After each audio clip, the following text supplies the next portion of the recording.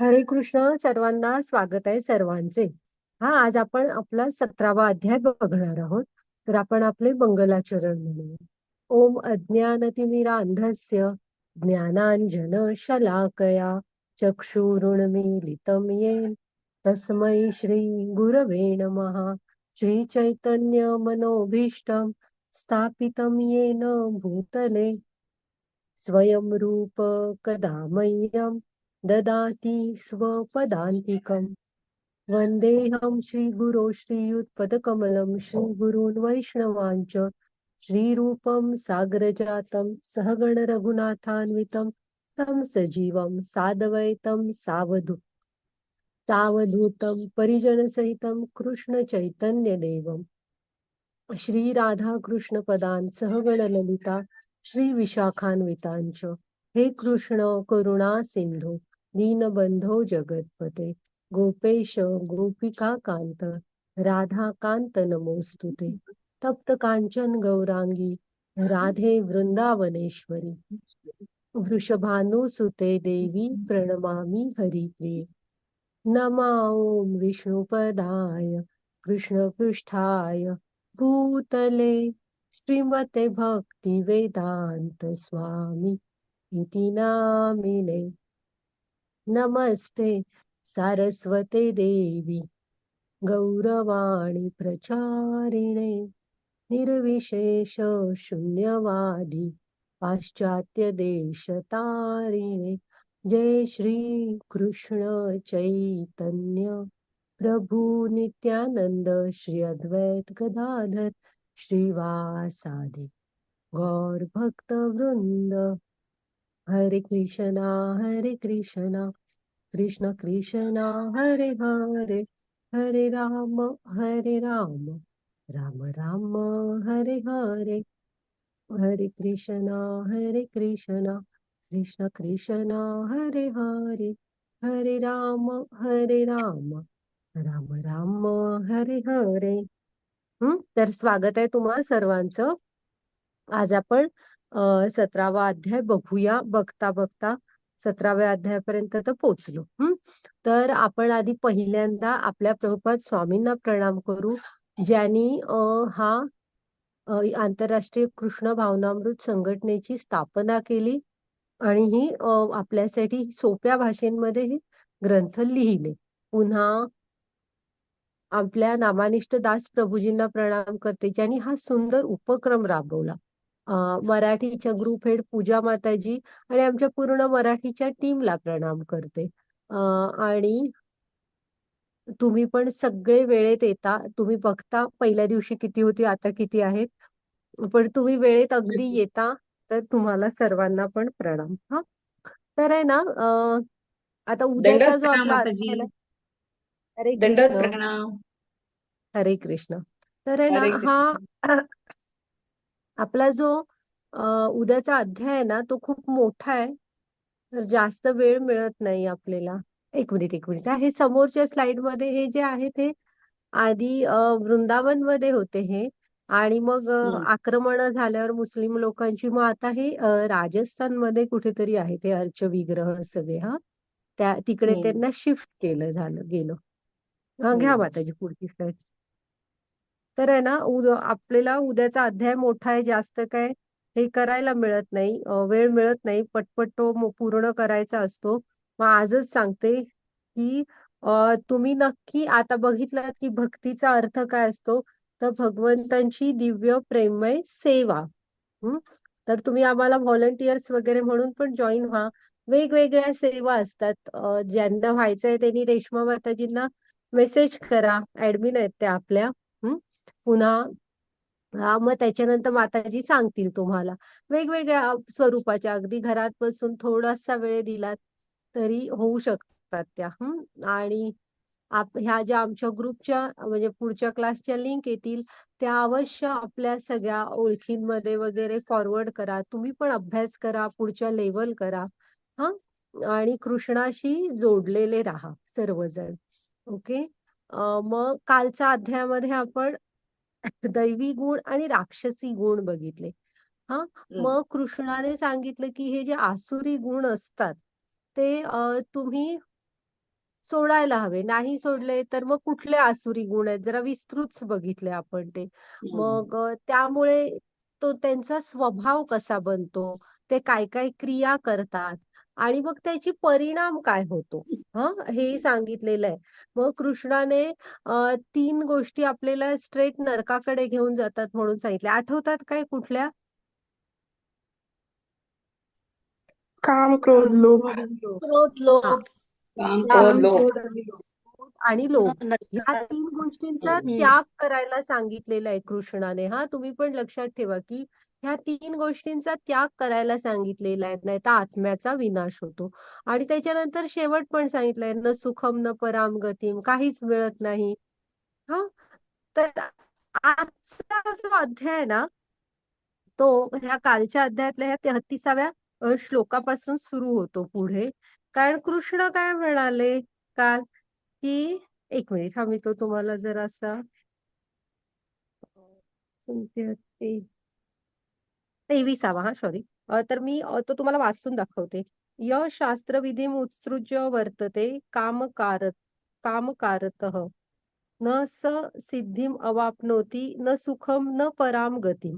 जो शास्त्रविधींचा त्याग करून स्वैराचार करतो त्याला सिद्धी, सुख आणि परम गतीही प्राप्त होत नाही. मग आता हे शास्त्रविधींचा त्याग करून स्वैराचार करतो. मग आता इथे अर्जुनाला प्रश्न पडलाय की अशी उपासना म्हणजे कुठली, जी मन मानेल ती उपासना करणाऱ्यांचं काय होतं पुढे. हा, ते आता मग अर्जुनाला जरा आणि डिटेल जाणायचंय, जे शास्त्रांमध्ये लिहिलेलं नाहीये की तुम्ही असं करा, मला वाटलं म्हणून मी करतो, असे बरेच जण आपल्याला दिसतात. आता जी पुढची स्लाइड घ्या, ते आजच्या अध्यायामध्ये अर्जुनाने विचारलं म्हणून कृष्णाने ते सांगितलेलं आहे की अनधिकृत उपासनेबद्दल चौकशी करतो. मग कृष्ण ह्याचं उत्तर देताना ना सांगतो की आपण सत्व, रज आणि तम ह्या गुणांच्या प्रभावाखाली असतो. आणि हे गुण आपली उपासना पद्धत, यज्ञ, तप, दान, तुम्ही काय अन्न पदार्थ खाता, ह्या सगळ्यावर हे टाकत असतो, प्रभाव पडत असतो त्याचा. मध्ये कृष्णाने सांगितलेलं आहे कसं काय काय, म्हणजे तुम्ही कुठल्या गुणांच्या प्रभावाखाली कसे वागता. आणि मग त्याच्यानंतर ओम तत्सत. पीडीएफ यायला लागली हा, त्यांची. हे ह्याचं अर्थ काय आहे हे 17 पण सांग. तर 17 आपण चालू. बघूया. म्हणजे मी तुम्हाला मग त्याची पुढची स्लाइड घ्या. मी तुम्हाला त्या दिवशी सांगितलेलं आठवतंय का, एखादा आजार जो असतो होऊन ना तो तू. म्हणजे जाऊन आपल्याला समजा ताप आलाय. हा, ताप आल्यावर आपण काय करतो की तेलकट वगैरे खात नाही, हो की नाही. म्हणजे त्या दिवशी पुरतं तरी का होईना ताप तुमचं अन्न कंट्रोल करत असतं. किंवा तुम्हाला बीपी आहे, तुम्हाला शुगर आहे, तर त्याप्रमाणे तुम्ही तुमचं डाएट कंट्रोल करत असता. हा, तसे हे गुण म्हणजे तुमचं थोडं तरी नियंत्रण अन्नाचं त्या आजाराने घेतलं की नाही, मग आपण असं म्हणायलाच पाहिजे ना, शुगरच कंट्रोल करते तुमचा आहार. तसं हे जे गुण असतात ना, हे आपलं सगळं कसं कंट्रोल करत असतात, ते आता आपण बघूया. हे वाचा माताजी. श्रीकृष्ण. अर्जुन म्हणाला, हे श्रीकृष्ण, जी माणसे शास्त्रविधीला सोडून श्रद्धेने युक्त होऊन देवदिकांचे पूजन करतात, त्यांचे मग स्थिती कोणती, सात्विकी, राजसी की तामसी? हरे कृष्णा. हा अर्जुनाने प्रश्न विचारलाय बघा, की तो कुठल्या श्रद्धेविषयी विचारतोय जी शास्त्रविधींमध्ये नाहीये. अशा श्रद्धेने जे युक्त होतात आणि देवादिकांचं पूजन करतात, त्यांची स्थिती काय, सात्विकी, राजसी की तामसी, त्याला जर असं विचारायचंय. आता ह्या अध्यायाचं नाव काय आहे, श्रद्धा त्रय विभाग योग.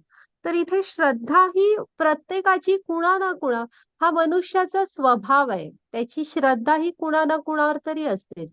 मग ती भलेही कृष्णावर असेल, रामांवर असेल, किंवा मग कोणीतरी म्हणेल देवी देवतांवर आहे माझी, हा देव ह्या एका देवावर माझी खूप श्रद्धा आहे. एखादा म्हणेल की नाही, कोणावरच माझी श्रद्धा नाही, पण आई वडिलांवर प्रचंड श्रद्धा आहे. कोणतरी आपल्या गुरूंवर खूप श्रद्धा ठेवतं. तर हा मनुष्याचा स्वभाव आहे. त्याच्या त्याच्या स्वभावानुसार त्याची श्रद्धा असते आणि ती असतेच मात्र हा, कुठेतरी असते पण असते. आता आपण बघूया कृष्ण काय सांगताय.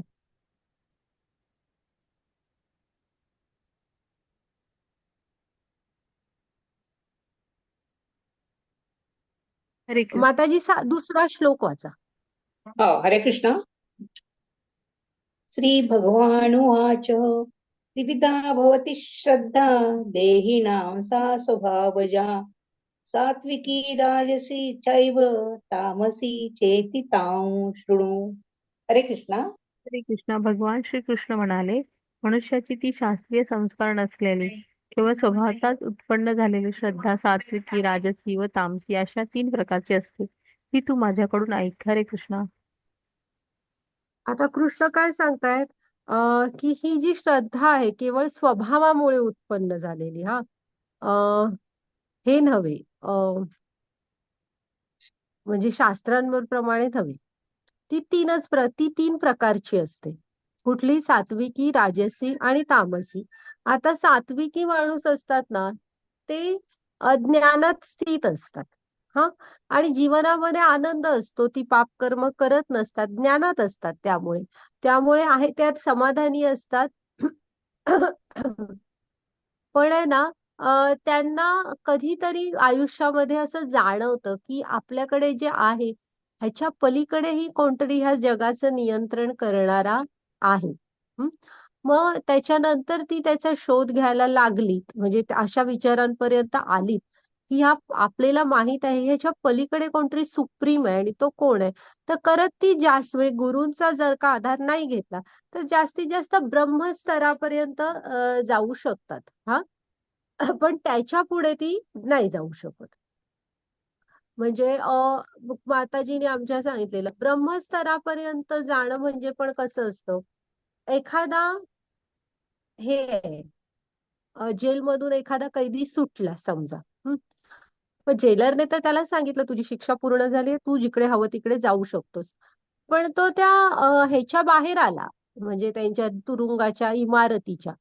पण तो ते मोठं कंपाऊंड जे त्यांचे असतात आजूबाजूचा परिसर, त्याच्या आतच राहिला, कधी इकडे कधी तिकडे असं करत त्या कंपाऊंडच्या आतच राहिला. तर हा ब्रह्मस्तर म्हणजे तिथपर्यंत पोहोचू शकतात ही जी सत्व गुणातली लोक असतात ती.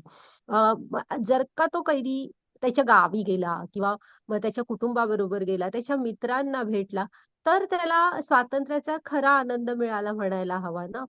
तिथंच जेलच्या कंपाऊंड मध्येच उरलेलं आयुष्य राहिला तर का उपयोग. तर हे जे ज्ञानी असतात हा ब्रह्मस्तरापर्यंतच राहतात, कृष्णाचं ब्रह्मरूपच अनुभवू शकतात. हा, त्याच्या पुढे जाऊ शकत नाही. आणि मग जे कामी असतात राजसी लोक असतात ती साधारण कशी असतात, वेदांमध्येच एक कर्मकांड नावाचा भाग आहे, की तुम्ही चांगली कर्म करायला सांगितली आहेत स्वर्गापर्यंत उन्नत व्हायला. मग ती त्याच्यामध्येच, पण ते कसं असतं, तुम्ही ह्याच्या म्हणजे झालं तेवढं पुण्य जमा तर स्वर्गात जाता, नाही तर रज म्हणजे पृथ्वीवरच जन्म मृत्यूमध्ये अडकलेले असतात. हा, आणि तामसीचं इथे काय जास्त दिलेलंच नाहीये. मग भक्त जे असतात ते शुद्ध सत्वगुणामध्ये असतात, कृष्णांशी भक्ती आणि प्रेम ह्याने जोडलेले असतात. त्यामुळे ते कृष्णाचं प्रेम अनुभवू शकतात, सच्चित आनंद. हे 3ही स्वरूप भक्त म्हणजे शाश्वत, ज्ञानमय आणि आनंदमय, हे 3ही स्वरूप भक्त अनुभवू शकतो. घ्या माताजी पुढची स्लाईड.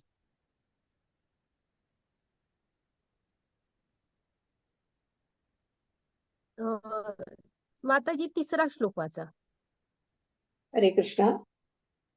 सत्त्वानुरूपा सर्वस्य श्रद्धा भवति भारत. श्रद्धामयोऽयं पुरुषो यो यच्छ्रद्धस्य स एव स. हरे कृष्णा. हरे कृष्ण. हे भारतास अर्थात भरतवंशी अर्जुना, सर्व माणसांची श्रद्धा त्यांच्या अंतःकरणारूप असते. हा पुरुष श्रद्धामय आहे. म्हणून जो पुरुष ज्या श्रद्धेने युक्त आहे तो स्वतःही तोच तोच आहे, अर्थात त्या श्रद्धेनुसार त्याचे स्वरूप असते. हरे कृष्ण. म्हणजे कृष्ण काय सांगतायत बघा, की सर्व त्यांच्या अंतःकरणाप्रमाणे त्यांची त्यांची श्रद्धा असते. हा, आता मी तुम्हाला म्हंटल ना, की श्रद्धा मात्र प्रत्येकाची असते. हा, ते तुम्ही ज्या गुणांच्या प्रभावाखाली असाल त्याप्रमाणे ती बनत असते. हा, त्या पुढे बघूया आपण. माताजी पुढची स्लाइड घ्या.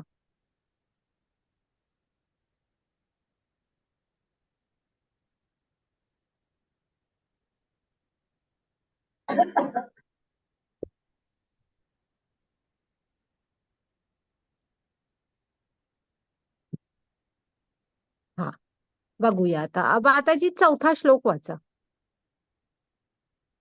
हरे कृष्णा. यजन्ते सात्विका देवान् यक्षरक्षांसि राजसा प्रेतान् भूतगणाश्चान्ये यजन्ते तामसा जनाः. हरे कृष्णा. हरे कृष्ण. सात्विक माणसे देवांची पूजा करतात. राजसिक माणसे यक्ष आणि राक्षसाची तसेच इतर तामसिक माणसे असतात. ती प्रेत व भूतगणांची पूजा करतात. हरे कृष्णा. हं. बघा आता त्यांची त्यांची श्रद्धा कुणामध्ये असते. तर सात्विक माणसे ही देवांची पूजा करतात. जसे आता भक्त असतात ते कृष्णाच्या, रामांच्या, विष्णूंची हे करतात. हा, नारायणांची. तसं सात्विक माणसं ही देवादेव वेगवेगळ्या देवी देवतांची पूजा करतात. हा, राजसिक माणसे ही यक्ष आणि राक्षसांची. आता यक्ष आणि राक्षस म्हणजे कसे? यक्ष म्हणजे जे खूप संपत्तीचे प्रतीक आहेत आणि राक्षस म्हणजे पॉवरचे प्रतीक आहेत. हं? अशांची पूजा करतात. म्हणजे खूप पॉलिटिशियनच्या मागे काही तुम्ही बघाल बघा, माणसं फिरत असतात. हा, का तर त्यांच्याकडे हे असते, पॉवर असते. ते तसं झालं की त्यामुळे जी राजसिक ती कशी फळाशी बांधलेली असतात. त्यामुळे संपत्ती आणि पॉवर ज्यांच्याकडे आहे त्यांची पूजा करत असतात. हा, म्हणजे इथे एक प्रभुपाद स्वामींनी उदाहरण पण दिलंय. कोलकात्यामध्ये ना एक हे होता माणूस, ज्याने मोठे एकदम कटआउट उभं केलं होतं हिटलरचं आणि त्याची खूप पूजा वगैरे करायचा. तो काय त्याचं म्हणणं होतं की दुसरं महायुद्ध हे हिटलरने सुरू केलं, त्यामुळे काही वस्तूंचा युद्धांमध्ये तुटवडा निर्माण होतो ना. मग हा ज्या वस्तूचा बिझनेस करायचा त्याची टंचाई निर्माण झाली आणि ह्याला खूप पैसे मिळाले, हा मालेमाल झाला, मालामाल झाला. म्हणून मग ते दुसरं महायुद्ध हिटलरने सुरू केलं. म्हणून हा हिटलरची भजन पूजन सगळं करायचं. तर अशी असतात ही राजसिक माणसं. आणि जी तामसिक असतात ती प्रेत, भूतगण असल्यांच्या पूजा अर्चामध्ये अडकलेली असतात. ती तामसिक लोक म्हणजे अज्ञान पूर्ण. हा, घ्या माताजी आता पुढची स्लाइड.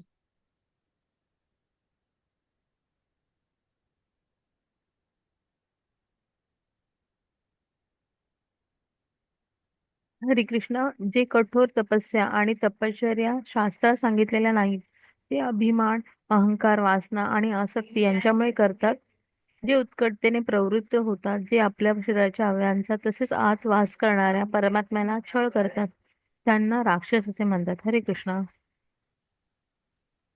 एक मिनिट, हा आपण ह्याच्यात वाचूया. जे लोक दंभ आणि अहंकाराने प्रवृत्त होऊन शास्त्र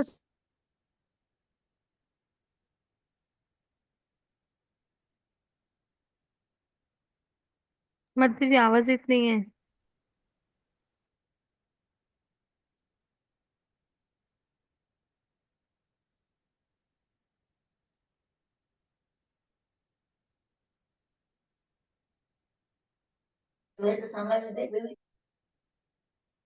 सतरा पॉइंट 5 आणि 6.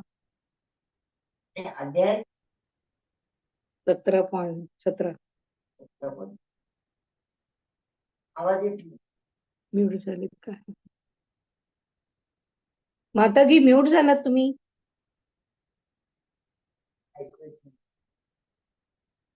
नाहीये वाटतं माताजी, नेट इश्यू हा असतो. हा हा हा. हरे कृष्ण माताजी. हा, माताजी झूम मधून पूर्ण आउट झाले होते, आले. तुम्ही मला को होस्ट बनवून ठेवा. हा, खरं. तर आहे ना ही जी तपश्चर्या असते आसुरी लोकांची ती कशी असते बघा. ती दंभ आणि अहंकाराने प्रवृत्त असते. एकतर अभिमान असतो आणि त्यांची दंभ म्हणजे ती कशासाठी करत असतात ती तपश्चर्या. तर इथे रावण बघा. रावणाला शंकरांची सेवा म्हणून तो तपश्चर्या करत नव्हता. पॉवर हवी होती म्हणून करत होता. कैलासाला उचलून घेणं वगैरे असं कर असं शंकरांनी काय सांगितलं नव्हतं. असं कुठं लिहिलेलं आहे की तुम्ही तुमच्या तपश्चर्या करा म्हणजे तुमच्या ताकदीचं प्रदर्शन करा. असं कुठे लिहिलेलं नाहीये. कुठल्याही शास्त्रांमध्ये लिहिलेलं नाही की तुम्ही मातीमध्ये रेतीमध्ये डोकं घालून मंत्र जप करा. नाम जप हा तुमचा तुम्ही शांतपणे करा केला चालू शकतो. हा कुठेही सांगितलेलं नाही असे जमिनीत डोकं घालून करा. हिरण्यकश्यपूने एवढी एवढी तपश्चर्या केली पण कशासाठी केली. पॉवर हवी होती. हं? आणि त्याचा नंतर उपयोग काय केला. तर दुसऱ्यांना म्हणजे विष्णू कोणच नाही हे सगळं मी माझं आहे. माझी इथे सत्ता असणार. तर ही जी असते ना ही आसुरी तपश्चर्या आहे. असं म्हणजे ह्यांना आसुरच म्हणायचं आणि त्यांनी तिथं दिलंय बघा. तुम्ही जेव्हा असं खूप खूप उपवाशी राहून वगैरे काय काय करता जे शास्त्रांमध्ये लिहिलेलं नाहीये. हा ते सगळ्यांनी तुम्ही अंतर्यामी परमात्म्यालाही कष्ट पोचवता. हा म्हणजे इवन तुम्ही लाईफ मध्ये आपल्या जोडायचं तरी तुम्ही उपवाशी राहून ब्लॅकमेल सुद्धा कोणाला करू नका. कारण अंतर्यामी परमात्म्याला तुम्ही त्रास देताय. हं? हे मी पाणी पण पिणार नाही, मी खाणार पण नाही, मी स्वतःला खोलीत बंद करून घेतो, हे सुद्धा चुकीचं आहे. हा तुम्ही हे इथलं आपण काहीही घेऊन आलेलो नाहीये. हे शरीर ही इंद्रिय ही बुद्धी हे सगळं भगवंतानी दिलंय. भगवंत हृदयात आहेत आणि सगळं आपलं बघितलं ना आपण जठराग्नी बनून अन्न पचवतात असं मग अंतर्यात्मी परमात्म्याचा छळ करताय तुम्ही हे असं वागून. हं? तर ह्याला सगळ्याला तामसी स्वभाव म्हणायचा. आसुरी. हं? आणि हे शास्त्रांमध्ये कुठेही अशा प्रकारचं दिलेलं नाहीये की तुम्ही तुमच्या ताकदीचं प्रदर्शन करा. तुमच्या शरीराला हे असे विविध त्रास द्या असं काही नाही लिहिलेलं कुठे. घ्या माताजी पुढची स्लाइड.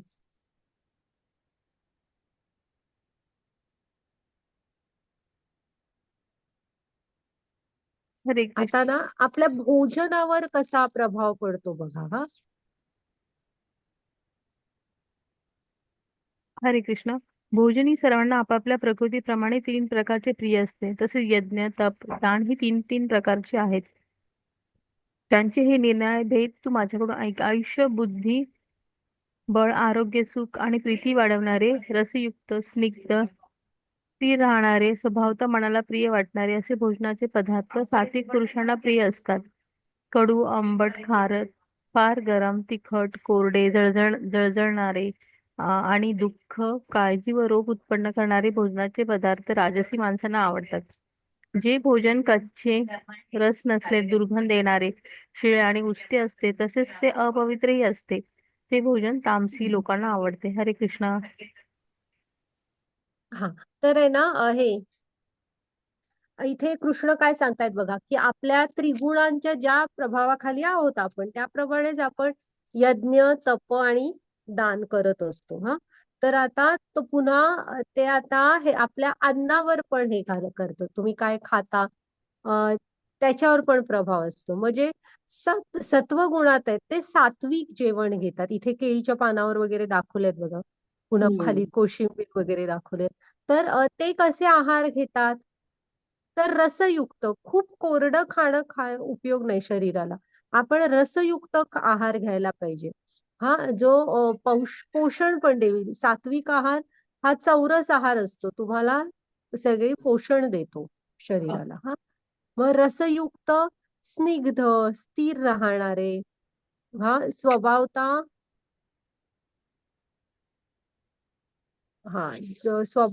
मनाला पौष्टिक आणि हृदयाला संतुष्ट करणारे असतात. हा असं असतं ते. ऍक्च्युली मी तुम्हाला पुस्तकातलं द्यायचं. असा आहार रसयुक्त स्निग्ध पौष्टिक आणि हृदयाला संतुष्ट करणारा असतो. हे तो तुमच्या हृदयाला पाहतं ते खाली बघूनच ते पान किती आनंद होतोय बघा तुम्हाला. तर असं हम्म. असतं की ते स्निग्ध पौष्टिक हृदयाला आनंद देणारं मसालेदार वगैरे नसतं ते पुढे रजवाल्यांना आवडतं. पुन्हा जे हे असतं ना जे जेवण ते 3 तासाच्या आत खावं नाही त्याच्यानंतर ते तामसिक बनतं. मग तुम्ही हम्म. भगवंतांना अर्पण केलेलं असेल तर मग 3 तासानंतर पण आपण खाऊ शकतो. पुन्हा जे आपण अन्न खातो तो असा मॅक्झिमम प्रयत्न करा की आधी सगळं भगवंतांना अर्पण करू मग आपण खाऊ. म्हणजे आपल्याला त्याची हे लागत नाही पाप. आणि तो प्रसाद बनतो. घरातल्यांना पण तसंच करून खायला घाला. आणि तुम्ही इथे शिळ्याच आता ते सांगितलं ना 3 तासाच्या आत घ्या. तर लक्षात ठेवा की आहार हा पचायला हलका हवा. तो मुख्य म्हणजे तुम्हाला जेवढी भूक आहे तेवढं घ्या, पचायला हलका घ्या आणि फ्रीज वगैरेला शिळ्याचं कपाट बनवू नका. ताजा ताजा कमी व्हरायटीचे पदार्थ खा, पण ताजं ताजं अन्न खायची सवय करा. शेवटी तुमची पचनशक्ती खर्च होत असते हे अन्न पचवायसाठी. हा त्यामुळे तर हा सात्विकी लोकांना हा आहार आवडतो. मुलांना पण हलकं फुलकं चांगले जेवण जेवायची सवय लावा. आता हे राजसिक मध्ये सगळी जास्त करून येतात बघा. त्यांना बघा कडू आंबट खारट फार गरम तिखट कोरडे जळजळणारे असे पदार्थ म्हणजे चिप्स पाणीपुरी अ भेल म्हणजे चौपाटीचे फूड हे सगळे बटाटे वडे वगैरे अशा टाईपचं सगळं. मग ते करतात काय पित्त वगैरे वाढतं ना दुःख काळजी आणि रोग उत्पन्न करणारे भोजनाचे पदार्थ राजसी माणसांना आवडतात. कारण असं तुम्ही त्यांना म्हटलं हे असं जेव मग नाही मग चटणी तरी नाहीये का एखादी काचऱ्या तरी कर पापड तरी तळ लोणचं तरी वाढ असं करत राहणार ते. तर कसं असतं हे अन्न असं म्हणजे खाण्यासाठी जगत असतात असा प्रकार असतो. हे हवं नाही तर मग मी खालीच जाऊन काहीतरी खाऊन येतो बाहेर जाऊन वगैरे असं. तर ह्यामुळे परत पुढं बघा ना काय आहे, की आपल्याला हे होतं पित्त म्हणजे काळजी आणि रोग उत्पन्न करणारं असतं खरं हे डाएट. सुरुवातीला बरं वाटतं. मग त्याच्यानंतर आहे ना हे जे पुढे दाखवलंय जे तामसी असतात त्यांना कच्चे रस नसलेले दुर्गंधी येणारे शिळे उष्टे तसेच अपवित्र अन्न तामसी लोकांना आवडतं. हे इथे माताजींनीच सांगितलेलं चीज दाखवलंय. ते इटलीमध्ये काहीतरी फेमस आहे वाटतं. त्याच्यामध्ये अशा अळ्या एकदम उग्र वास असतो आणि अळ्या वळवळत असतात. फेमस आहे खातही असतात लोक. एनिवे अशा टाईपचं तामसी लोकांना आवडतं अन्न. तर आपण नक्की बघा आहाराविषयी सांगावं लागलंय कृष्णांना तर आपण आपले प्रयत्न करायला हवा की आपण सात्विक आहार घेऊ. ज्यामुळे तुमची पचनशक्ती कमी खर्च झाली तर तुमची प्रतिकार शक्ती एकदम व्यवस्थित असते. त्यामुळे गरजेपुरतं घ्या चौरस आहार घ्या. घ्या माताजी पुढची स्लाईड. आणि मुलांना पण सांगा हे चॉकलेट्स वगैरे हे आतमध्ये पॅक केलेले असतात ताजे नसतात ते खूप म्हणजे जेव्हा ते पॅक केल्यामुळे त्या आतल्या ह्याचा परिणाम झालेला असतो म्हणजे प्रिझर्वेटिव्ह वगैरेचा त्या अन्नावर. हम्म वाचा माताजी. हरे कृष्ण. जो शास्त्रविधीने नेमून दिलेले यज्ञ करणे कर्तव्य आहे असे मनाचे समाधान करून फळाची इच्छा न करणाऱ्या पुरुषांकडून केला जातो तो सात्विक यज्ञ होय. आता यज्ञ काय म्हणून करायचा आहे बघा तुम्हाला. तर हा कर्तव्य म्हणून करायचा आहे यज्ञ. असं नाही की मी इतक्या माळा जप करतोय बघ बघ कृष्णा तुझ्यासाठी करतोय तुझ्यासाठी करतोय असं नाही. हे माझं कर्तव्य आहे. कृष्णाच्या आनंदासाठी काहीतरी मला करायला मिळतंय ह्याचा आनंद हवा आपल्याला. त्याच्यामध्ये ते प्रेम हवं. हे माझं कर्तव्य आहे म्हणून मी करतोय आणि त्यातनं थोडं तरी कृष्णाला आनंद मिळेल असं काहीतरी एखादं काम माझ्या हातनं होतंय बुवा. तर हे सात्विक समजलं जातं. पुन्हा त्यामध्ये फळाची अपेक्षा काहीही नसते. हं? तर म्हणजे आपण मंदिरांमध्ये जातो ते सुद्धा ब्लॅकमेल करत असतो बघा किंवा आपण नवस वगैरे बोललो आणि समजा एखाद्या देवाने नवस नाहीच ऐकला तरी सुद्धा माणसं तिकडे त्या मंदिरात म्हणजे त्या देवळात जायचं पण बंद करतात लगेच दुसरा देव पकडतात. असं नसतं. हा काय बाजार मांडलाय का आपण? हा व्यवहार आहे का? बिझनेस नाही. भक्ती म्हणजे बिझनेस नाही. तर आता बघा, त्यामुळे इथे सात्विक यज्ञ कुठला, की जो कर्तव्य म्हणून आणि समाधानाने आणि ह्याची फळाची अपेक्षा न करता केला जातो, तो सात्विक यज्ञ समजला जातो. घ्या म्हणजे पुढे slide.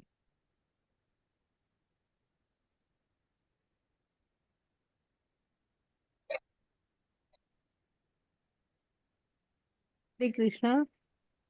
परंतु हे भरत श्रेष्ठ अर्थात भरतवंशीयामध्ये श्रेष्ठ अर्जुना, केवळ दिखाव्यासाठी किंवा फळही नजरेसमोर ठेवून जो यज्ञ केला जातो तो यज्ञ तू राजस समज. हरे कृष्णा. हा म्हणजे मग वेगवेगळे यज्ञ केले पण जातात, की म्हणजे एखादा माणूस करतो की जो फळ अपेक्षित ठेवून काहीतरी आहेत असे यज्ञ, की त्याचं त्यांना काहीतरी एक फळ असतं हवं ते. तो जेव्हा तुम्ही फळ समोर ठेवून करता तेव्हा तो यज्ञ राजसी समजला जातो. हा, इथे पुढे भस्मासुराचं पण एक उदाहरण येईल आपल्याला, की तो म्हणजे आता पुढे तामसीमध्ये उदाहरण दिलंय ना, तेव्हा की यज्ञ वगैरेच ना ध्येय हे समाजाचा भलं असायला हवं कधी पण. घ्या माताजी पूजा. पण जेव्हा फळाची अपेक्षा ठेवून करतात तेव्हा तो राजसी. हा आला बघा. हा हा कोण? भस्मासुर. त्याची गोष्ट तर आपल्याला सगळ्यांना माहित आहे. वाचा माताजी. हरे कृष्णा. शास्त्राला सोडून अन्नदान न करता मंत्राशिवाय दक्षिणा न देता श्रद्धा न ठेवता केल्या जाणाऱ्या यज्ञाला तामसिक यज्ञ असे म्हणतात. हरे कृष्णा. हा, तर असा जो यज्ञ केला जातो ना, की जो तुम्ही हे काहीही करत नाहीये, शास्त्रांमध्ये म्हणजे सांगितलेलं आहे की तुम्ही यज्ञ करताय म्हणजे तुम्ही ब्राह्मण, म्हणजे मंत्राक्षदा वैदिक उच्चार करणारे वेदपाठी ते ब्राह्मण हवेत. अन्नदान करायला हवं, तुम्ही दक्षिणा द्यायला हवी, श्रद्धा हवी तुमची. हे सगळं न करता तो जो यज्ञ असतो तो तामसिक. आता हा भस्मासुरी पहिल्यांदा यज्ञ करायला सुरू झाला तेव्हा हे स्वतःच मांस वगैरे अशा शिवजी अजिबात, शिवजी ऍक्च्युली शंकरांना भोळे आहेत, ते भोळे शंकर आहेत, किंवा आशुतोष म्हणजे अल्प ह्याच्यावर हे होतात, म्हणजे प्रसन्न होतात, असे आहेत आपले शंकर भगवान. तर प्रसन्न होत नव्हते, तर मग ह्याने स्वतःच्या शरीराचं मांस टाकायला सुरू केलं. मग त्याच्यानंतर डोकंच निघाला टाकायला. शेवटी शंकर प्रकट झाले आणि काय पाहिजे ते माग म्हणाले. तर हा म्हणाला, मी ज्याच्या डोक्यावर हात ठेवेन त्याला मृत्यू यायला पाहिजे. तसे नाहीच म्हणत होते, पण दिला. हा, मग दिल्यावर ह्याने काय केलं, पहिल्यांदा ह्याची नजर पार्वतीकडे गेली वगैरे. हा, नंतर हा तर मग हळूहळू शंकरांच्या पण मागे लागला. माहित आहे सगळ्यांना, विष्णू आले आणि मग भस्मासुर मोहिनी रूप घेतलं वगैरे. मग भस्मासुराने स्वतःच्याच डोक्यावर हात ठेवायला म्हणजे ठेवला आणि भस्म झाला. तर ह्यामध्ये कुठंही त्याला शंकरांविषयी भक्ती प्रेम तुम्हाला दिसतं का सांगा? किंवा जे काय मिळालं त्याचा मनुष्यांच्या चांगल्यासाठी उपयोग केला का त्याने? तर हे त्यामुळे हे सगळं तामसिक मानलं जातं. हा, अज्ञान समजलं जातं ह्याला. घ्या माताजी पुढची सर.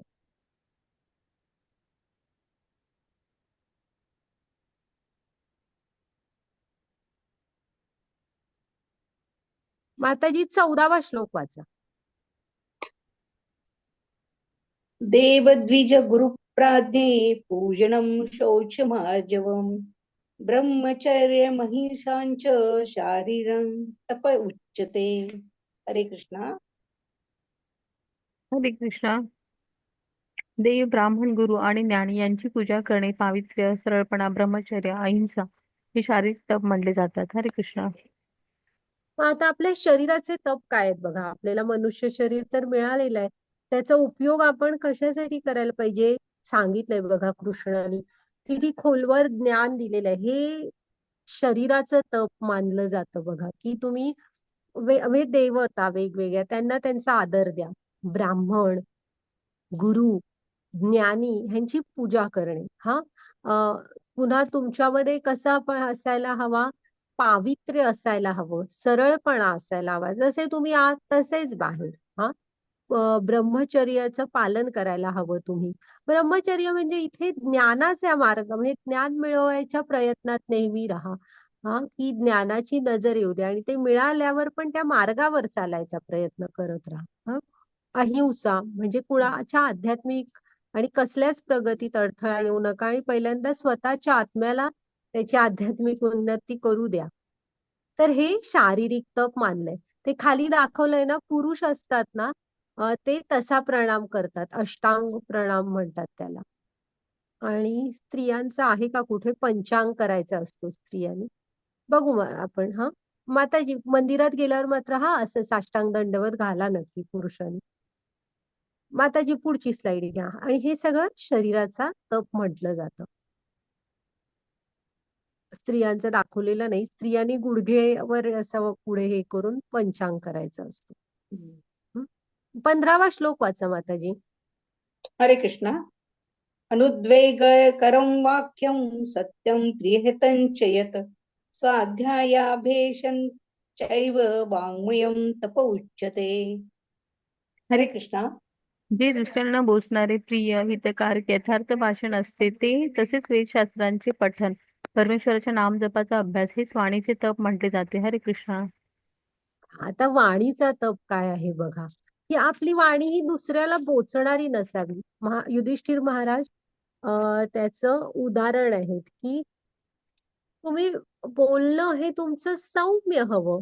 सांगायचंय ना एखाद्याला चांगलं काहीतरी त्याचं सांगायचंय, तर प्रत्येक माणसामुळे तुम्हाला काहीतरी दिसतंय त्याचं चुकतंय, तर प्रत्येकामध्ये देवाने चांगले पण गुण दिलेले आहेत. मग आधी थोडंसं त्याच्या चांगल्या गुणांबद्दल बोला आणि मग सांगा की बाबा तू फक्त हे असं करू नकोस, ह्याचा तुला त्रास वगैरे होईल, तू असं वागू नकोस, असं जरा सौम्यपणे सांगा. सांगा जिथे आपण अधिकाराच्या ह्याच्यात असतो तिथे म्हणजे कंट्रोलमध्ये राहायसाठी बोलावं लागतं, पण बोलण्याची एक पद्धत असते, सौम्य भाषेमध्ये बोला. आणि तुम्ही एक लक्षात ठेवा की बोलताना आपलं समोरच्यासाठी हितकारक आहे हे त्याला जाणवायला पाहिजे की हा, हे माझ्या चांगल्यासाठी सांगतायत. पुन्हा आपण हल्ली कसं करतो ना, की जिथे चर्चा वगैरे असते बघा, काहीतरी एखाद्या विषयावर घरात वगैरे आपली चर्चा होतेच ना, तर असं कसं होणार की प्रत्येकाचे सगळ्यावरच मतं जुळली? थोडी मतं वेगळी पण असू शकतात ना समोरच्याची. तर मतभेद हे मनभेद व्हायला देऊ नका. चर्चा आहे झाली आहे तिथे प्रत्येकाची मतं असणारच. तर त्यातनं काहीतरी एक समेट करून मार्ग काढणं असं आपलं ध्येय ठेवायचं. त्यामुळे दुसऱ्याला बोचणारं बोलू नये. तर कसं प्रिय, हितकारक असं भाषण यथार्थ असावं. म्हणजे जे बोलताय तोच तुमचा अर्थ असायला हवा. पुन्हा वेदशास्त्रांचं ही वाणी जी आहे, ही वेदशास्त्रांचे पठण, परमेश्वराच्या नामाचा जप, ह्यासाठी वापरा. हेच वाणीचे तप आहे असं म्हटले जाते. आणि युधिष्ठिर महाराज त्याचे उदाहरण आहे. हं. घ्या माताजी. नाही तर असं एक वाक्य बोलूनच आलो की झालं, ते आता कधी विसरणार नाही ते असं नका. सगळं तोडूनच आलो असं नाही वाणी वापरायची. घ्या माताजी पुढची slide.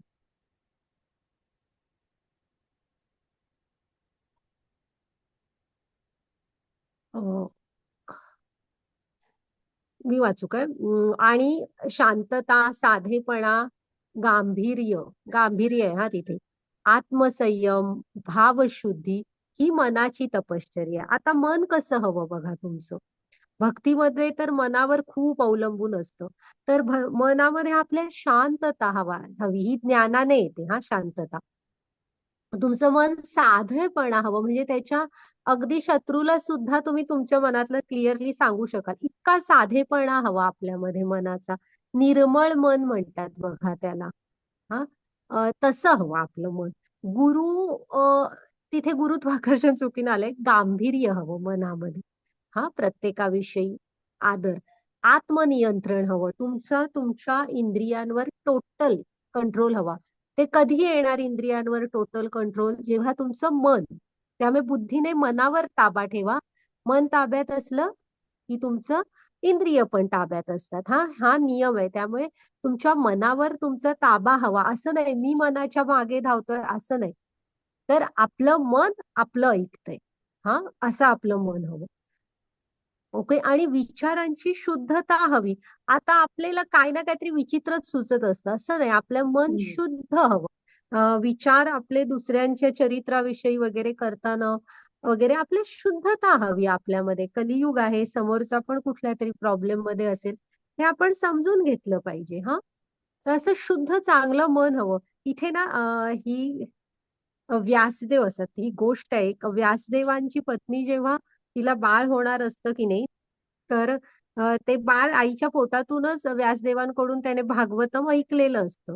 हा, आणि ते हम्म. बघ, भागवतम म्हणजे शिकतं ना की तुम्ही ज्या क्षणी मातेच्या गर्भातून बाळ बाहेर येतं, आणि पृथ्वीवर पहिला श्वास घेतं ना, तेव्हाच त्याच्या माया त्याचा ताबा घेते आणि परमेश्वराशी आपला संबंध आपण विसरतो.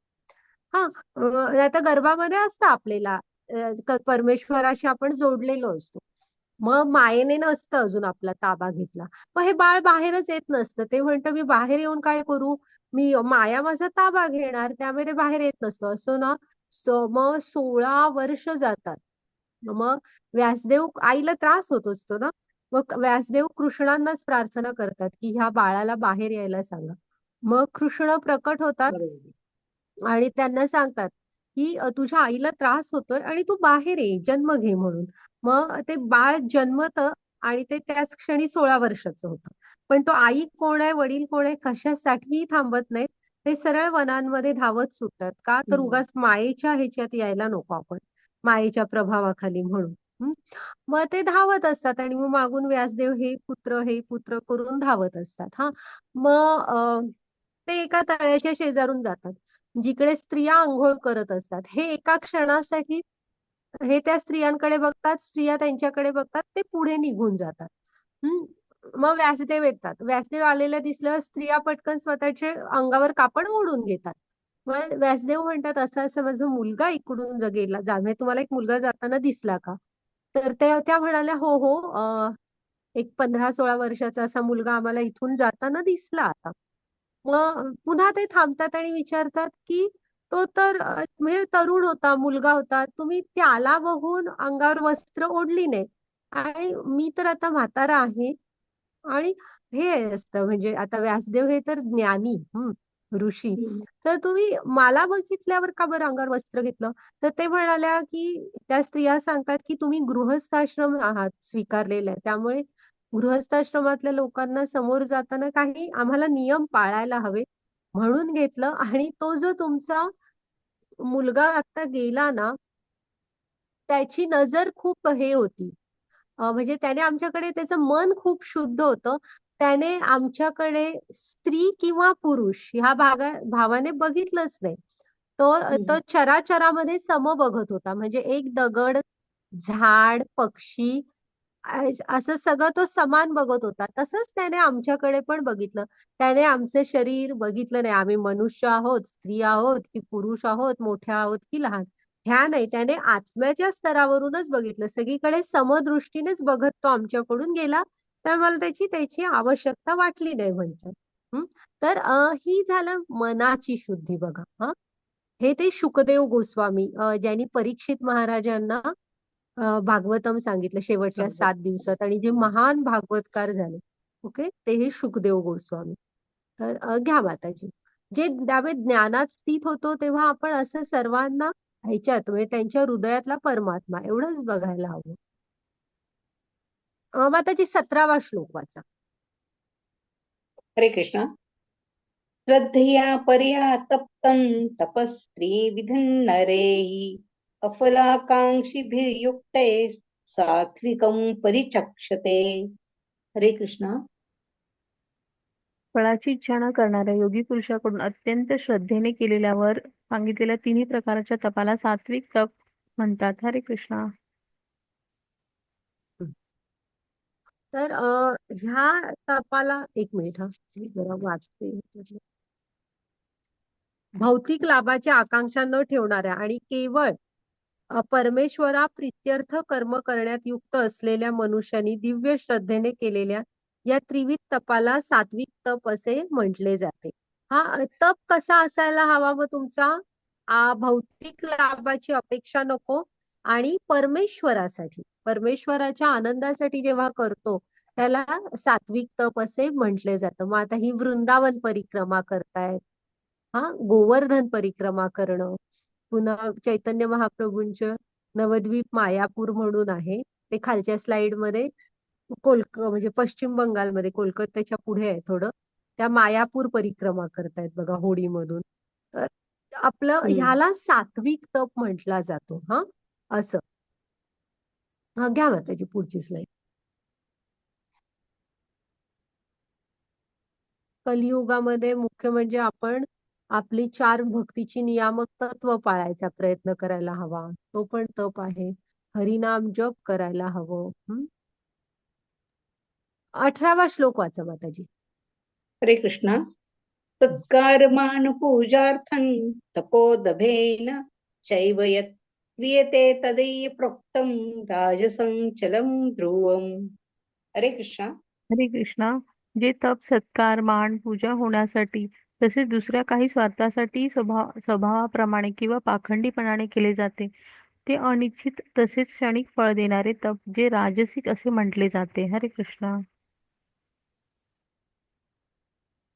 तर तप राजसिक कधी होणार, ज्याची अपेक्षा आपल्याला कशी असते, ज्यामुळे माझा सत्कार होईल सगळीकडे, माझा मान वाढेल, सगळ्यांनी माझं पूजन करा, असं म्हणजे फळ असतं आणि स्वार्थी स्वभाव असतो. हे सगळं तप म्हणजे ते जे स्वतःची वाहवा व्हावी सगळीकडे, माझं नाव व्हावं अशासाठी करणार, तर ते राजसिक तप. आणि त्याची फळं अनित्य फळ आहेत, म्हणजे क्षणिक फळं आहेत ती तुम्हाला. माणसं काय आज लक्षात ठेवणार, उद्या विसरणार. पुन्हा स्वर्गप्राप्ती वगैरे अशासाठी जरी केलात तरी ते पुण्य क्षीण झालं की गोळा करायला परत पृथ्वीवर यावं लागतं. त्यामुळे ही अनिश्चित फळ आहेत, क्षणिक. हा घ्या माताजी. तर हे सगळं फळाला अपेक्षा ठेवून जे करतो हे सगळं राजसिक मध्ये येणार.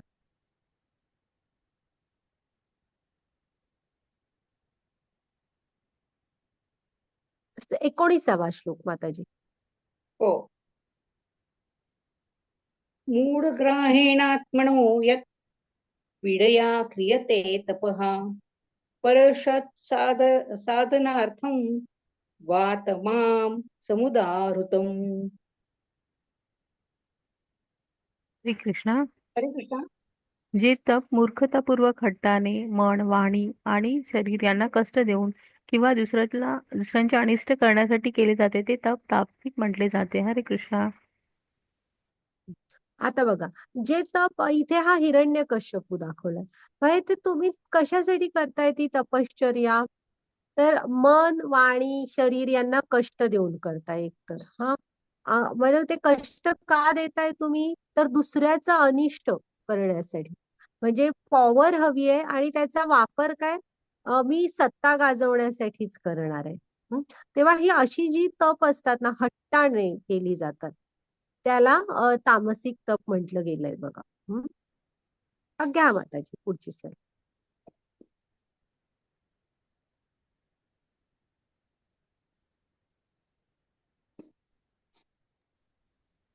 हरे कृष्णा. माताजी 20. 20वा श्लोक. विसं वाचायचं का? 20वा श्लोक. वाचू का? हो येस वाचा. दातव्यमिति यज्ञानं दीयते नुपकारिणे देशे काले च पात्रे च तद्दानं सात्विकं स्मृतम्. बघा. हरे कृष्णा. हा कर्तव्यापोटी परताव्याची अपेक्षा न ठेवता योग्य वेळी आणि स्थळी योग्य पद्धतीने केलेले दान सात्विक दान म्हटले जाते. हरे कृष्णा. बघा, तर दानाचं आता इथे महत्व तर खूप आहे. हा दान तर आपण केलं पाहिजे, गृहस्थानी दान हे करायलाच हवं, काल आपण बघितलं. गरजेचं आहे ते करणं. करते काय म्हणून करायचंय, तुमचं कर्तव्य समजून करायचं. हा पुन्हा परताव्याची अपेक्षा नाही ठेवायची. दान कसं गेलं पाहिजे म्हणतात ना, ते ह्या हाताचं त्या हाताला नाही कळायला पाहिजे. नेकी कर दर्या में डाल, म्हणजे करा आणि विसरून जा, ते परत कधी काढून दाखवू नका. हा पुन्हा योग्य व्यक्तीला योग्य स्थळी आणि योग्य वेळी दान द्यायला पाहिजे. ह्या दानाला सात्विक म्हणणार, की तुम्ही बघाल नाही तर तुम्ही व्यसनी माणसाला मदत केला तर बघूया आपण पुढे तामसी म्हटलं जातं. त्यामुळे योग्य वेळी योग्य स्थळी आणि योग्य व्यक्तीला आपण दान दिलं पाहिजे. दान तर अवश्य करा, तो काय प्रश्न नाही. आता हे जे आपण नको असलेल्या वस्तू वगैरे देतो ह्याला दान नाही म्हणत बघा, तिथे त्यांनी काय दिलंय त्याला दान नाही म्हणत. हा पण रियूज साठी आपण नक्की देऊ शकतो. आपल्याकडची पुस्तकं वगैरे, तुम्ही स्टुडंट असाल तर वगैरे, हा मागून शिकणाऱ्या मागच्या वर्षातल्या मुलांना वगैरे देऊ शकतो. हा अशा वस्तू नक्की द्या, पण ते दान नाहीये. दान कशाला म्हणतात, ज्याची समोरच्याला गरज आहे म्हणून आपण कर्तव्य समजून देतो, परताव्याची कुठली अपेक्षा ठेवत नाही. आता ते बुक डिस्ट्रीब्यूट करतायत बघा, तर पण त्यामुळे दान देताना त्याचा उपयोग समोरचा योग्य करणार हे बघायला लागतो. ओके, घ्या माताजी पुढची स्लाइड. आणि सगळ्यात मोठं दान दान हे तुम्ही कृष्ण भावनेचं दान देऊ शकता. ह्या ज्ञानापरत यायला मदत करा. हे आता इथे ना कृष्ण म्हणजे नंदा महाराजांना कृष्ण झाल्यावर ना दुसऱ्या दिवशी नंद महाराजांनी खूप आनंदाने वेगवेगळ्या वस्तू वगैरेंचं दान केलं होतं बघा सगळ्यांना. हे आनंद तर असं असतं जे कृष्णाला अर्पण करून सगळ्यांना दिलं होतं. तर दान हे आपण करायलाच हवं. पण ते काढून दाखवू नये, नाहीतर करतात बघा. आता राजसिक मध्येच सांगते. पुढे चला माताजी. आहे बघा 21वा श्लोक वाचा माझा माताजी. यतो प्रत्युपकारार्थं फलमुद्दिश्य वा पुनः दीयतेच परिक्लिष्टं तद्दाम राजसं स्मृतम्. हरे कृष्णा. हरे कृष्णा. परंतु जे दान क्लेशपूर्वक प्रत्युपकाराच्या हेतूने अथवा फळ नजरेसमोर ठेवून दिले जाते ते दान राजसिक म्हटले जाते. हरे कृष्णा. मग आता तुम्ही काहीतरी वाईट वगैरे बोलून देता. क्लेश म्हणजे जे देता ना त्या देणाऱ्याला कधीही काय बोलू नका. कोणतरी तुमच्याकडनं अपेक्षा ठेवते, तुमच्याकडे आहे म्हणून मागते आणि त्याला गरज आहे म्हणून अपेक्षा ठेवते. असं नाहीये की तुम्हाला त्रास वगैरे द्यायचा काय हेतू आहे. त्यामुळे असं वाईट वाणीने बोलू नका दान देताना कधी. पुन्हा प्रत्युपकाराच्या हेतूने अथवा फळ नजरेसमोर ठेवून. म्हणजे ते बघा मंदिरांमध्ये ट्यूबलाईट देतात, फरशी देतात, मग ते रंगकाम करायला सांगितलं तर प्रत्येक ठिकाणी आधी माझं नाव घाला, असं पंख्याच्या प्रत्येक पात्यावर माझं नाव टाका. तर ह्याला म्हणायचं फळ अपेक्षा समोर ठेवून. किंवा दप्तर वगैरे वह्या वाटल्या तर त्याच्यावर आपले फोटो लावून. तर ह्याला सगळ्याला म्हणतात की तुम्ही फळ नजरेसमोर, ह्याला राजसी दान म्हणतात. तर असं आता हा मूळ माणूस बघा इथे एक पिशवीभर काहीतरी भाज्या फळं देतोय. तेवढ्याने किती दिवस जाणार आहेत ह्या कुटुंबाचे. पण मग तो ते त्याच्या सोशल मीडिया अकाउंटवर टाकेल, 100 लोकांना फोटो पाठवेल की बघा मी केवढं केवढं केलं. तर हे सगळं राजसिक दान समजलं जातं. हे नाही योग्य. घ्या माताजी पुढची स्लाइड.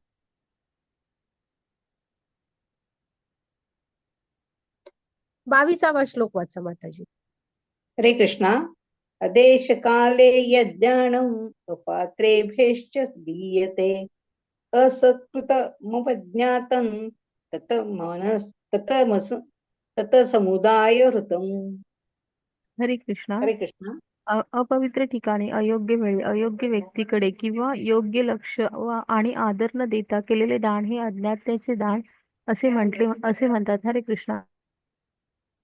बघा ह्याला म्हणायचं तामसिक दान. जर का तुम्ही अयोग्य व्यक्तीला अयोग्य वेळी अपवित्र ठिकाणी करताय, आदर न देतात केलेले. म्हणजे कसं आहे ना, तुम्ही एखाद्या दारू प्यायला माणसाला तुम्हाला त्याची खूपच दया आली, ड्रग्ज वगैरे घ्यायला, आता ह्याला पाहिजे वीड, त्याला तशासाठी कशा. मग तुम्ही व्यसन करायला जर का पैसे देताय तर त्याला दान वगैरे नका. त्याच्या पापामध्ये पूर्णपणे तुम्हाला पण ती पापामध्ये सहभागी करून घेतली जाणार. ती फळं आपल्याला पण लागतात. की तुम्ही त्याला पैसे दिलेत. त्यामुळे त्यामुळे तुम्ही कशासाठी मदत करताय हे जरा डोळे उघडून बघा. अशा कामांसाठी, वाईट कामांसाठी दिलात तर त्याची फळं ही आपल्याला पण लागत आहे. मग तुम्ही म्हणाल मी कुठे व्यसन केली, नाही केलात पण मदत तर केलात. त्यामुळे आपण त्याच्यामध्ये भागीदार हे असतोच. त्यामुळे आपण योग्य वेळी व्यक्तीला योग्य वेळी योग्य स्थळी असं दान करायचं असतं. हा, आणि तुम्ही कृष्णांना अर्पण करा त्या आधी, आणि मग दान द्या, म्हणजे ते व्यवस्थित खरं दान समजलं जातं. पुन्हा त्याचं काढून दाखवायचं नाही कधी की केलंय म्हणून. हा, घ्या माताजी पुढची स्लाइड.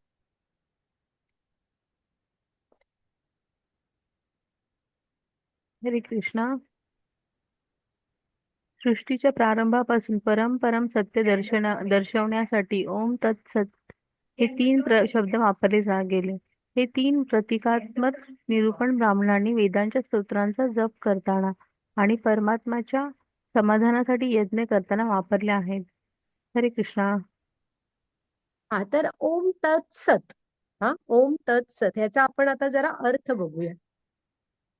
कसं आहे, ब्रह्मा जेव्हा ही सृष्टी निर्माण करणार होते, तेव्हा ब्रह्मानी म्हणजे असं समजा की तुम्हाला ऑफिसमध्ये एक बराच मोठा प्रोजेक्ट आपण आता सुरू करणार आहे, तेव्हा आपण घरातनं बाहेर पडताना आई वडिलांना नमस्कार करतो, घरातल्या देवांना नमस्कार करतो, किंवा जाता जाता मंदिरात जाऊन देवाचं दर्शन घेऊन जातो. का तर बाबा मी एक मोठा प्रोजेक्ट आजपासून सुरू करतोय, आणि भगवंता तुमचं लक्ष असू दे, यश मिळू. तसंच ब्रह्मा पण ही सृष्टी निर्माण करणार होते, म्हणजे एक मोठं काम होतं. तेव्हा ब्रह्मांच्या तोंडून हे ओम तत्सत हे शब्द आले होते. आणि तेच पुढे कसं असतं, आपले आजोबा वगैरे जसे वागतात तसंच आपले वडील, आणि तसंच आपण, म्हणजे ती घराण्याची परंपरा बनत जाते. तसं मग ब्रह्मा आपल्या सगळ्यांचे पिता आहेत.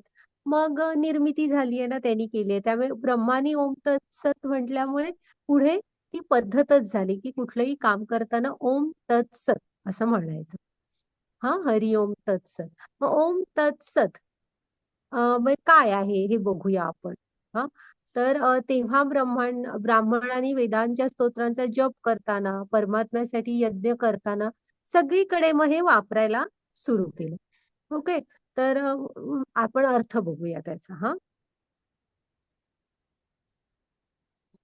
माताजी घ्या पुढची स्लाइड.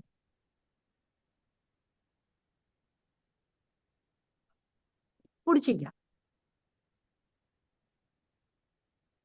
हरे कृष्णा. अशा प्रकारे परमात्मा प्राप्त करण्यासाठी दिव्यवादी लोक त्याग, दान आणि तपस्या करतात. नेहमी ओमने सुरुवात करतात. ओम इति एतद् ब्रह्मणो नेदिष्ट्यः नाम. पहिले देह सूचित करते ओम म्हणजे विष्णू. हे सर्वोच्च ध्येय सूचित करण्यासाठी वैदिक स्तोत्रांच्या सुरुवातीला ठेवलेले आहे. हरे कृष्णा. आता ब्रह्मांना एकतर सृष्टी निर्माण करायची होती, म्हणजे त्याच्यामध्ये एक साधारण कसं होतं, ब्राह्मण निर्माण करायचे होते, यज्ञ निर्माण करायचे होते, म्हणजे सॉरी वेद निर्माण करायचे होते. वेदांचं पालन होणार तेव्हा मग त्याला यज्ञ म्हणायचं. त्यामुळे ते अ, वेद, ब्राह्मण आणि यज्ञ असे तीन गोष्टी त्यांना निर्माण करायच्या होत्या. ब्राह्मण म्हणजे ती साधारण प्रजा, जी यज्ञ म्हणजे कधी, जेव्हा वेदांचं प्रमाणे वागणार तेव्हा त्याला यज्ञ समजला जातो. तर हे असं तीन गोष्टी ह्या त्यांना निर्माण करायच्या होत्या. मग त्यांनी सुरुवातीला काय म्हटलं, ओम. हा, ओमचा अर्थ काय आहे, तर ओमला तुम्ही साऊंड रिफ्लेक्शन ऑफ कृष्णा असं समजू शकता. ध्वनी रूपात, म्हणजे इथे आता कृष्ण, विष्णू सगळं धरा, राम, तुम्हाला जे हवं ते. तर ध्वनी स्वरूपात ते त्यांचं ध्वनी रिप्रेझेंटेटिव्ह आहेत असं समजा ओम म्हणजे. हा, ओम आणि कृष्ण वेगळे नाहीये, ते साऊंड रिप्रेझेंटेटिव्ह आहे त्यांचं. त्यामुळे ओमने सुरुवात केली जाते सगळ्याची. ओम कुणाला हे करतं सूचित, विष्णू, कृष्ण. म्हणजे हे बाबा, आम्ही तुम्हाला सुरुवातीला हे सारं कुठलंही काम करताना हे भगवंता तुम्हाला अर्पण करून करतोय. त्यामुळे कुठल्याही बघा हे मंत्र आहेत आपले, त्या सगळ्याच्या पुढे म्हणजे कुठल्याही देवाचा मंत्र असू दे, पण सुरुवात ओमने असते. स्तोत्रांची वगैरे ओमने सुरुवात असते. हा, सर्वोच्च ध्येय सूचित करण्यासाठी वैदिक स्तोत्रांच्या सुरुवातीला पण ओमच असतं. तुम्ही पण आठवा मंत्र बघा, सगळ्यांच्या सुरुवातीला ओम असतं. हा, घ्या माताजी पुढची स्लाइड. ओम नमः शिवाय, ओम गंग गणपते नमः वगैरे बघा, सगळ्याच्या सुरुवातीला ओम असतं. आता तत् म्हणजे काय? तत् या शब्दाचे त्याग, तपस्या आणि दान करावे अशा दिव्य क्रियांचा उद्देश भौतिक गुंतामुक्त होणे हा आहे. तत ततत्वम असी चांदोग्य उपनिषद 6.8.7 तत मुक्तीसाठी अलिप्त कार्याचे वर्णन करतात. या क्रियाकलाप भौतिक परिणामांकडे दुर्लक्ष करून केले जातात. हरे कृष्णा. म्हणजे तत् जे आहे ना, ते तुम्ही जे कार्य करताय ते तत् मध्ये धरलं जातं. हा, कुठलंही आता जे कार्य तुम्ही करायचं ठरवलंय ते कार्य म्हणजे तत्. आता इथे ब्रह्मांड सृष्टीची निर्मिती करायची होती, कोणाला एखादा ग्रंथ लिहायचा आहे, कोणाला स्तोत्र रचायचंय, कोणाला कुठला प्रोजेक्ट पूर्ण करायचा, तुम्ही जे कार्य मांडलंय ते तत् म्हणून असतं. हा, आणि त्याचा उद्देश काय आहे की त्या कार्याचं फळ हे भगवंतांना अर्पण केलेलं असतं. हा, आम्हाला कारण ते फळ आपल्याला बांधून ठेवणारं नकोय, तर आपल्याला मुक्तीच्याच मार्गावर नेणारं असू दे. त्यामुळे ओम तत् ह्या सर्व जे कार्य करेल त्याचं फळ तुम्हालाच अर्पण आहे असं. घ्या माताजी पुढची स्लाइड. कृष्णा. सत्य या परमात्म्याच्या नावाला सत्य भावात आणि श्रेष्ठ भावात प्रयोग केला जातो.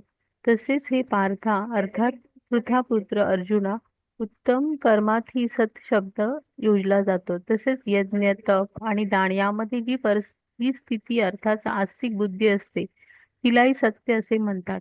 आणि या परमात्म्यासाठी केलेले कर्म निश्चय आणि सत्य असे म्हटले जाते.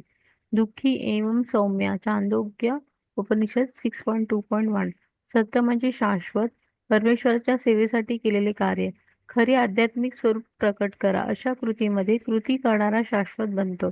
क्रियाकल्प शाश्वत असतात आणि क्रियाकल्पांचे फायदे शाश्वत असतात. हरे कृष्णा. मग सत हा शब्द काय सांगतो की आता हे जे तत् म्हणजे आम्ही ही जी कृती केलेली आहे ती भगवंता तुम्हाला अर्पण केलेली आहे. हा, त्यामुळे तिथं जो सत म्हणजे जो ते कर्म आपण जे केलंय ते शाश्वत बनू दे, त्याची जी फळं असतात ती भगवंतांना अर्पण केल्यामुळे ती पण शाश्वत असू देत. आणि जो कर्ता आहे, ज्याने ते कर्म केलंय भगवंतांना फळ अर्पण वगैरे करून, तो कर्ता पण शाश्वत असू दे. म्हणजे त्या ती कर्म, त्या क्रियाकलापाचे जी फळं आहेत ती आणि कर्ता ही सगळीच शाश्वत असू दे असं सत निर्देशित करतं. तर हे असं हरिओम तत्सत किंवा ओम तत्सत असं ब्रह्मानी म्हटलं होतं. ते पुढे सगळीच जण कुठलंही कार्य सुरू करताना म्हणतात. आपण पण म्हणू हरिओम तत्सत. हा, तर ओके, हरे कृष्ण म्हणा तरीही चालतं, चालेल. हा, ओके माता. आणि पण आता चैतन्य चरितामृतात ओमचा अर्थ काय आहे बघूया. हरे कृष्णा. वस्तुतः दिव्य ध्वनी ओंकार जरी अ, उ आणि म या 3 अक्षरांच्या संयोगात दिव्य सामर्थ्य असते आणि जो ओंकाराचा जप करतो त्याला लवकरच ओंकार आणि भगवान विष्णू वेगळे नसल्याची जाणीव होईल. हरे कृष्णा. तुम्ही जर का ओमचं गुंजन योग्य प्रकारे गुरूंच्या मार्गदर्शनाखाली केला तर हे चीज हे होते म्हणजे की ओम मध्ये सारं सामावलेलं आहे अशी ती जाणीव निर्माण होते की ओम आणि विष्णू वेगळे नाहीयेत. आणि ओम कशाने बनलाय? उ आणि म, ह्या 3 ह्याने बनलेला आहे. त्याच्यामध्ये दिव्य सामर्थ्य आहे बघा. आणि पण अर्थ बघूया ओमचा. श्री कृष्णा. अकार्यंचते कृष्ण सर्व लौकिक नायक उकारते राधा म करो जीव वाचक. अकार्यंचते कृष्ण अकार अक्षर कृष्णाला सूचित करते जो सर्व लौकिक नायक, सर्व जीव आणि ग्रह भौतिक आणि आध्यात्मिक यांचे स्वामी आहेत. उकारा हे अक्षर श्रीमती राधाराणी कृष्णाची आनंद शक्ती आणि माकार सजीवांचा जीव सूचित करते. हरे कृष्णा. म्हणजे बघा ओम मध्ये कसं सगळं सामावलेलं आहे. हे कृष्णांना सूचित करतं, जे सर्व लोक नायक आहेत, सर्व जीव ग्रह यांचे नायक आहेत भौतिक आणि आध्यात्मिक सगळ्याचे स्वामी आहेत. हा ओ ओ हे झालं. आता ऊ ही राधा राणींना प्रतिनिधित्व करतं, जी भगवंतांची आनंदा शक्ती आहे. हा आणि म्हणजे आपण सगळे जीव.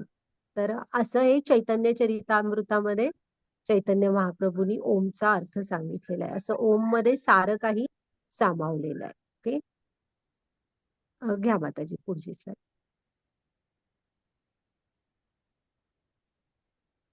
हरे कृष्णा. हे पार्था अर्थात पृथ्वीपुत्र अर्जुना, श्रद्धेशिवाय केलेले आवाहन, दिलेले दान, केलेले तप आणि जे काही केलेले शुभ कार्य असेल ते सर्व असंच म्हटले जाते.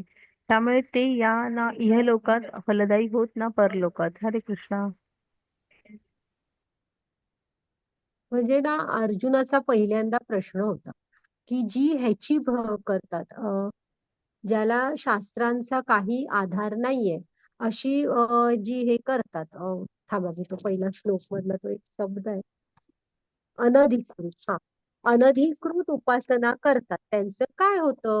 तर आता इथे बघा त्यांनी आधी कृष्णाने सांगितलं की मग साधारण काय काय प्रकार की सत्व रज आणि तमचा कसा आपल्या जीवनाच्या सगळ्यावर प्रभाव पडतो. यज्ञ तप दान सगळं सगळं. मग वाणीचं तप काय, शरीराचं तप काय, हे पण सांगितलं. हा, तर असं सगळं सांगून कृष्णाने क्लिअर करून टाकलं बघा की जे तुम्ही जे श्रद्धेशिवाय म्हणजे ज्यांचं शास्त्रांमध्ये काहीही ज्याला हे दिलेलं नाहीये, आधार नाहीये, असं तुमचं तुम्हीच काहीतरी काढून सुरू केलेलं तप, हा केलेले हवन, दिलेलं दान, केलेलं तप, जे काही आहे हा, ते सगळं असंच समजलं जातं. आणि ते ना इहलोकात फलदायी होत तुम्हाला, ना परलोकात. त्यामुळे शास्त्रांच्या विरुद्ध जाऊन जे काय करतात ते सगळं तुम्हाला इथेही फलदायी नाही, परलोकातही फलदायी होत नाही. ठीक? हा. तर मग आता जे झाला असणार आपला आजचा अध्याय बघ. तो झालाय तर शेवटचा. तर मग आपण आजच्या अध्यायात बघितलं की अनधिकृत उपासनेबद्दल अर्जुनाने चौकशी केली. मग कृष्णाने सांगितलं की तुमच्या सत्व रज ह्या तम ह्या 3 गुणांप्रमाणे हे श्रद्धा उपासना ह्याचे 3 प्रकार असतात. मग यज्ञ तपस्या दान ह्याचे पण 3 प्रकार असतात. हा, आणि मग ओम तत्सतचा अर्थ बघितला. आणि कृष्णाने सांगितलं की अनधिकृत उपासना ना तुम्हाला इहलोकात म्हणजे पृथ्वीवरही त्याचा काही उपयोग होणार नाही आणि ना परलोकासाठी तिथेही काही त्याचा उपयोग होणार नाही. ओके, माताजी झाला आपला अध्याय. रेकॉर्डिंग स्टॉप करा. आणि तुम्ही समजला का तुम्हाला अध्याय? मला